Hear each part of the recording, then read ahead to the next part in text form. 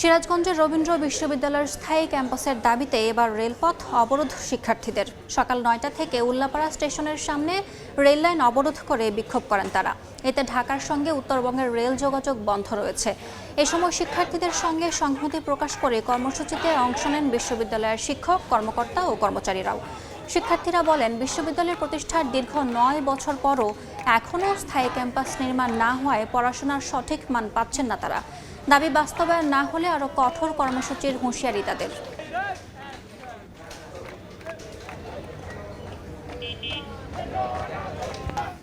এই মুহূর্তে উল্লাপাড়া রেল স্টেশনে আছেন রিপোর্টার রিঙ্কু কুণ্ডু, সরাসরি যাচ্ছে তার কাছে। স্থায়ী ক্যাম্পাসের দাবিতে প্রায় ৩ ঘন্টা যাবৎ সিরাজগঞ্জ রেল লাইন অবরোধ করে রেখেছে রবীন্দ্র বিশ্ববিদ্যালয়ের শিক্ষার্থীরা।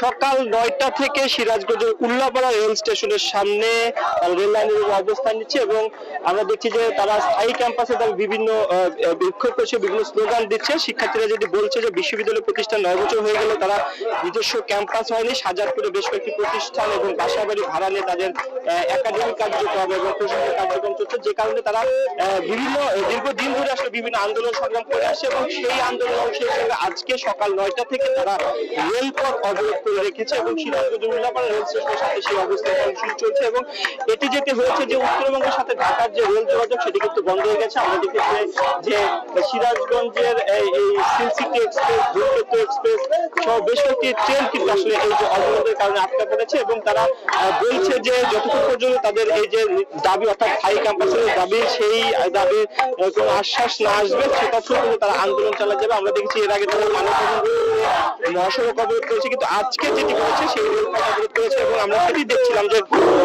শিক্ষার্থীদের পাশাপাশি বিশ্ববিদ্যালয়ের শিক্ষক, কর্মকর্তা সকলে কিন্তু এই যে তাদের দাবি, তারা সেই দাবির সাথে একাত্মতা প্রকাশ করছে এবং আমরা দেখছি যে বিশ্ববিদ্যালয়ের যে স্থায়ী ক্যাম্পাস অর্থাৎ নিজস্ব ক্যাম্পাসের যে দাবি, সেই দাবিটি তারা বাস্তবায়নের জন্য কিন্তু সেই আন্দোলন নেমেছে এবং লাগাতার আন্দোলনের কর্মসূচি অংশ হিসেবে তারা কিন্তু সেই রেলপথ অবরোধ করেছে এবং সকাল ৯টা থেকে সেই কর্মসূচি চলছে। এখনো কিন্তু আসলে সেই কর্মসূচি চলছে। আমরা শিক্ষার্থীরা যেটি বলছে যে বিশ্ববিদ্যালয়ের স্থায়ী ক্যাম্পাস না থাকা তাদের ক্লাসরুম সংকট সহ লাইব্রেরি সংকট বিভিন্ন সমস্যা, তাদের একাডেমিক কার্যক্রম পরিচালনার সমস্যাতে সেটি সমাধানের জন্য তারা সেই যে তাদের যে নিজস্ব ক্যাম্পাস অর্থাৎ স্থায়ী ক্যাম্পাস দাবিতে তারা আসলে এই আন্দোলনে নামতে বাধ্য হয়েছে। তো এটি ছিল সিরাজগঞ্জ থেকে আমার কাছে রেলপথ অবরোধের সবশেষ খবর।